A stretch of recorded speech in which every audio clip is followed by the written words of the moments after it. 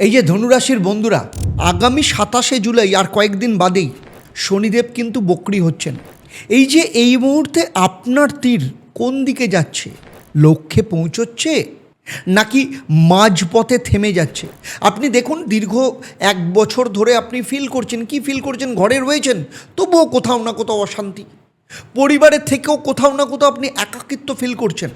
সব কিছু ঠিকঠাক থাকলেও মনের মধ্যে কোথাও না কোথাও একটা অস্থিরতা রয়েছে। শারীরিক শক্তিতেও একটু আপনাদের ক্ষেত্রে কোথাও না কোথাও দুর্বল মনে হতে পারে। হাঁটু হাড়ের ব্যথায় একটু সতর্ক থাকতে হবে। মোবিলিটি এক্সারসাইজ করবেন, এই সময় ভীষণ দরকার। 27শে জুলাই থেকে 8ই অক্টোবর, এই 73 দিন হলো আপনার প্রস্তুতির সময়। এই 73 দিন আপনার লক্ষ্য স্থির করার দিন, নিজেকে তৈরি করার দিন। একদম কোমর বেঁধে নামুন। যে কর্ম করবেন 8ই অক্টোবর অবধি, তার ফল কিন্তু নির্ধারিত হবে।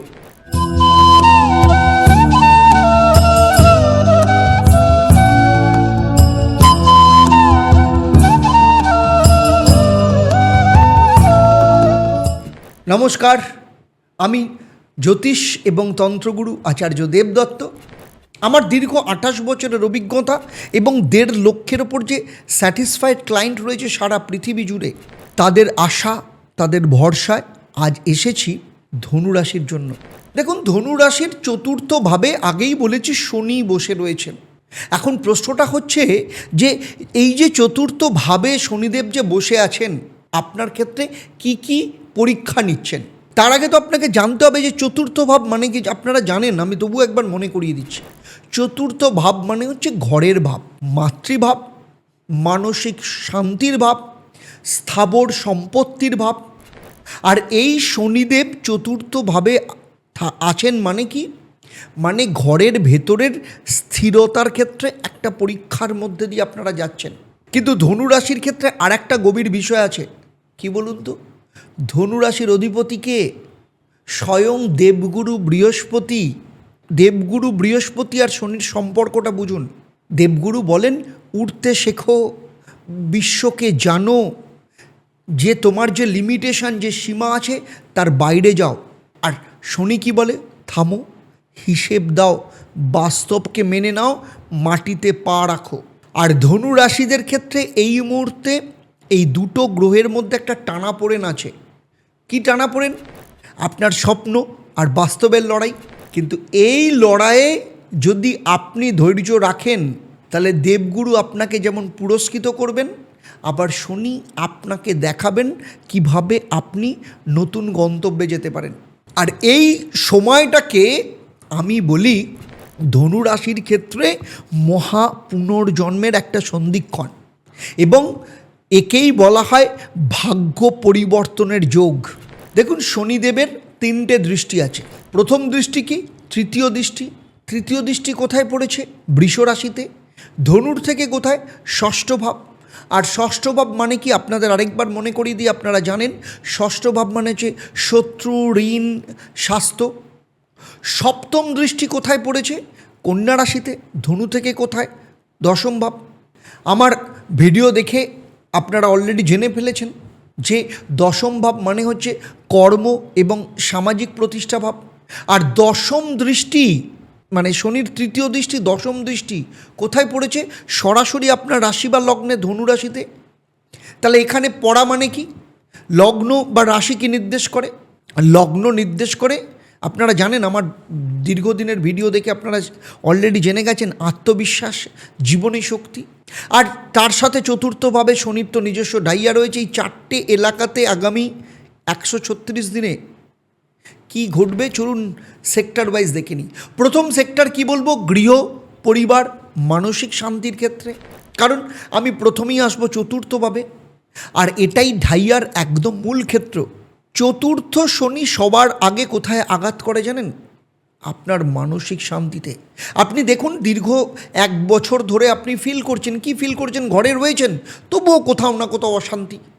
পরিবারের থেকেও কোথাও না কোথাও আপনি একাকিত্ব ফিল করছেন। সব কিছু ঠিকঠাক থাকলেও মনের মধ্যে কোথাও না কোথাও একটা অস্থিরতা রয়েছে। কারণ আমি জানি অনুভূতিটা চেনা লাগছে। তাহলে বুঝুন, শনি আপনার ঘরের ভেতরে সমীকরণের পরীক্ষা করছেন। এই সময় কি হবে, ঘর সম্পত্তি নিয়ে যে কোনো বিবাদ হতে পারে, পুরনো সম্পত্তির ঝামেলা আবার মাথাচাড়া দিতে পারে। অনেকের ক্ষেত্রে এই ধরনের ঘটনা ঘটছে, আমি জানি। আপনারা একমত হবেন আপনাদের জীবন নিয়ে। ঘর কেনা বেচার কথা মাথায় যদি থাকে, এই 136 দিন মানে 27শে জুলাই থেকে 10ই ডিসেম্বর অপেক্ষা করুন। বাড়িতে যদি কোনো কনস্ট্রাকশনের কাজ করেন বা রেনোভেশনের কাজ করেন, এই সময় শুরু করবেন না, কারণ মাঝপথে কিন্তু কাজটা আটকে যাওয়ার সম্ভাবনা অনেক বেশি। আর কি করবেন, মায়ের শরীর স্বাস্থ্যের ওপর নজর দিন। আপনার ক্ষেত্রে ইনসোমনিয়া, ঘুমের সমস্যা বা মানসিক অস্থিরতা আসতে পারে, এটাকে একদম উপেক্ষা করবেন না। সেই জন্য মেডিটেশন, ধ্যান এবং সকালের হাঁটা ভীষণ দরকার, এই সময় অত্যন্ত জরুরি। কিন্তু এতগুলোর পরেও একটা আশার কথা বলি। কি আশার কথা? আপনার ঘরের যে সমস্যা এই সময় সামনে এসেছে, বিশেষ করে যেগুলো পুরনো সমস্যা, শনিদেব সেগুলোকে তুলে ধরছেন একটার পর একটা। কিসের জন্য জানেন? আপনাকে শাস্তি দেওয়ার জন্য নয়, ধরে ধরে সেগুলোকে সমাধানের জন্য। সেটাকে আপনাকে আগে বুঝতে হবে। চলুন এবারে আসছি আপনার ষষ্ঠ ভাব, কারণ সেখানে শনির তৃতীয় দৃষ্টি পড়েছে, মানে বৃষ রাশিতে, ধনু থেকে ষষ্ঠ ভাব। আর ষষ্ঠ ভাব মানে আপনারা অলরেডি জেনে ফেলেছেন, দেখেছেন আমার বিভিন্ন ভিডিওতে আমি আলোচনা করি। ষষ্ঠ ভাব মানে শত্রু, ঋণ আর রোগের ভাব। কিন্তু একটা কথা মাথায় রাখবেন, ষষ্ঠভাবে শনির দৃষ্টি শুধু চ্যালেঞ্জ নয়, এই দৃষ্টি শত্রুকেও দুর্বল করে।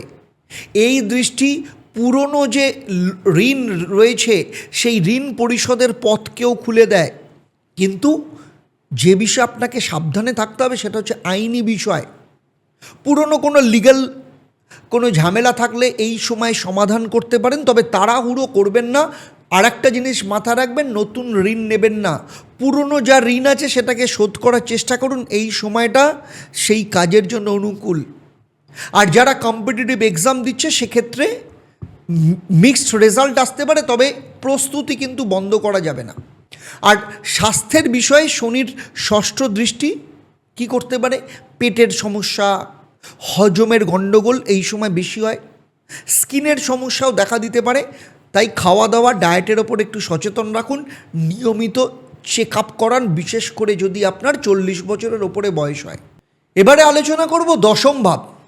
আর দশম ভাব মানে কর্ম, সামাজিক প্রতিষ্ঠার ভাব।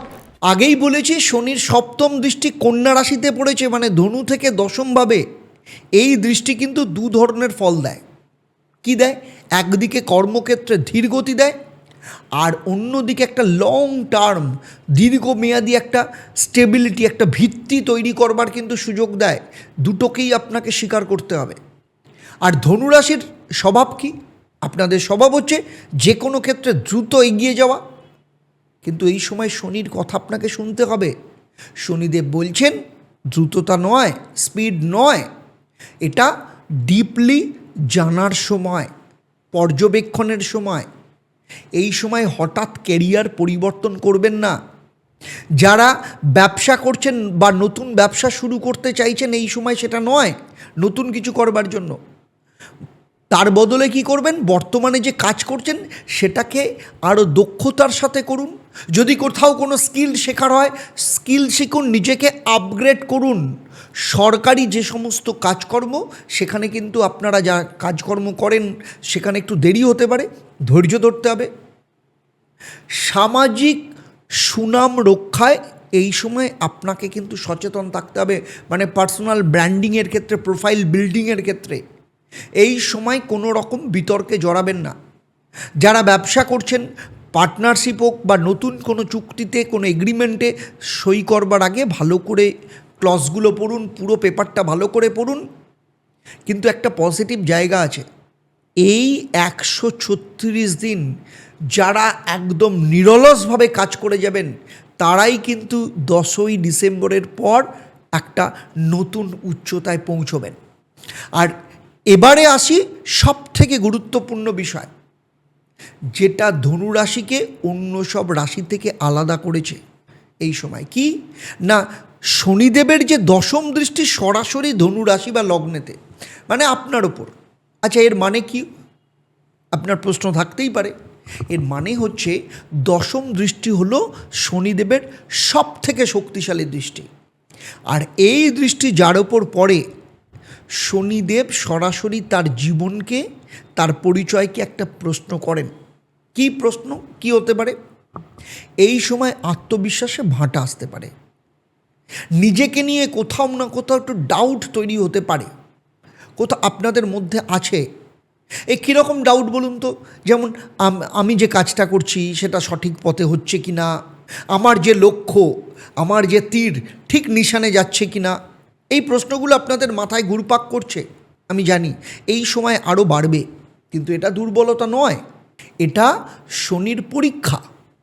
শারীরিক শক্তিতেও একটু আপনাদের ক্ষেত্রে কোথাও না কোথাও দুর্বল মনে হতে পারে। হাঁটু, হাড়ের ব্যথায় একটু সতর্ক থাকতে হবে। মোবিলিটি এক্সারসাইজ করবেন, এই সময় ভীষণ দরকার। কিন্তু এই দশম দৃষ্টির একটা ডিপ, একটা পজিটিভ দিকও আছে, জানেন কি বলুন তো? শনি যখন সরাসরি আপনার দিকে তাকাচ্ছেন, দৃষ্টি দিচ্ছেন, আপনার ভেতরের যে সত্যিকারের যে শক্তি, সেটাকেও তো জাগিয়ে দিচ্ছেন। ফলে এই সময় যারা নিজের ভেতরের যে শক্তিকে যারা চিনতে পারবেন, নিজেদেরকে এক্সপ্লোর করতে পারবেন, নিজের ক্ষমতাকে বাইরে নিয়ে আসতে পারবেন, শনিদেব তাকে সব থেকে বড় পুরস্কার দেন। চলুন এখন বলবো একটা বিশেষ তারিখের কথা। মাথায় আছে যেটা শুরুতে বলেছিলাম? কোন তারিখ বলুন তো? 9 অক্টোবর। কী হবে সেদিন? বর্তমানে শনি কোথায় আছে? রেবতী নক্ষত্রে, একদম মীন রাশির শেষ নক্ষত্র। তারপরে তো মেষ রাশিতে যাওয়ার কথা শনির, কিন্তু বকরি হয়ে গেছে। ফলে কী হচ্ছে? রেবতী নক্ষত্র ছেড়ে পেছন দিকে আসবে। কেন? এটা অপটিক্যাল ইলিউশন বলে। সত্যি কি শনি বকরি মানে পেছন দিকে আসছে? না, এমন একটা ডিগ্রিতে দাঁড়িয়ে থাকে রয়েছে শনি থাকবে, যেখানে পৃথিবী থেকে মনে হবে শনি পেছন দিকে মুভ করছে। তো উত্তর ভাদ্রপদ নক্ষত্রের অধিপতিকে স্বয়ং শনিদেব। শনি তার নিজের নক্ষত্রে আসছে 9 অক্টোবর। আর এই নক্ষত্র থেকে সরাসরি যখন দশম দৃষ্টি ধনু লগ্নের দিকে দিচ্ছেন, সেই সময় এর মানে ধনুরাশির জন্য কি হবে জানেন? এই তারিখের আগে যে যে কর্ম করবেন, একদম কোমর বেঁধে নামুন। যে কর্ম করবেন 8ই অক্টোবর অবধি তার ফল কিন্তু নির্ধারিত হবে। মানে 73 দিনের প্রস্তুতি। 27শে জুলাই থেকে 8ই অক্টোবর, এই 73 দিন হলো আপনার প্রস্তুতির সময়। যে তীর আপনি তৈরি করবেন নিশানের জন্য, 9 অক্টোবরের পর সেই তীর কিন্তু ছুটবে। কিন্তু মনে রাখবেন, সঠিক তীর সঠিক লক্ষ্যে যায়, আর লক্ষ্য না জানলে তীর ছুঁড়েও কোনো লাভ নেই। এই 73 দিন আপনার লক্ষ্য স্থির করার দিন, নিজেকে তৈরি করার দিন। আমার কথা শুনুন, মন পরিষ্কার রাখুন, তাহলে 9 অক্টোবরের পর শনি আপনার তখন পথের কাঁটা নন, তখন আপনার পথ প্রদর্শক হবেন। দেখুন, এবার আমি আপনাদেরকে দুটো বিশেষ মহা উপায়ের কথা বলি। কি উপায়? এটা ধনুরাশির জন্য বিশেষভাবে তৈরি। কি? ঘরে রূপোর একটা ছোট্ট টুকরো রাখুন। একটা ছোট রূপোর টুকরো হতে পারে, কয়েন হতে পারে। কি করবেন? ঘরের যে রান্নাঘর, আপনার বাড়ির যে এপিসেন্টার রান্নাঘর, বা আপনার ঘরের যে উত্তর পূর্ব কোণ, পূজার ঘর বা পুজোর জায়গা, উত্তর পূর্ব কোণে সেটা রাখুন। রূপো হলো চতুর্থ ভাবের ধাতু। এই প্রতিকার ঘরের মানসিক শান্তি এবং পারিবারিক সম্পর্ক উন্নত করে। মায়ের স্বাস্থ্যের জন্য কিন্তু এটা বিশেষ কার্যকর। দ্বিতীয় মহা উপায় কি? মা বা মাতৃস্থানীয় ব্যক্তির সেবা এবং হলুদের দানের সমন্বয়। কি? এটা দুটো ভাগ। প্রথম, বাড়িতে মা বা মাতৃস্থানীয় যে ব্যক্তি আছে প্রতিদিন তাকে প্রণাম করুন। এটা চতুর্থ শনির সবথেকে শক্তিশালী প্রতিকার। দ্বিতীয় কি? প্রতি বৃহস্পতিবার আপনার সাধ্যমতো কোনো ছাত্র বা কোনো গরিব মানুষকে হলুদ দ্রব্য দান করুন। সেটা হলুদ ডাল হতে পারে, হলুদ কাপড় হতে পারে, আপনার সাধ্যমতো। এটা কিন্তু দেবগুরুকে সক্রিয় রাখে। আর গুরু যদি শক্তিশালী হয়, তাহলে শনির কঠোরতাও কিন্তু সহনীয় হয়।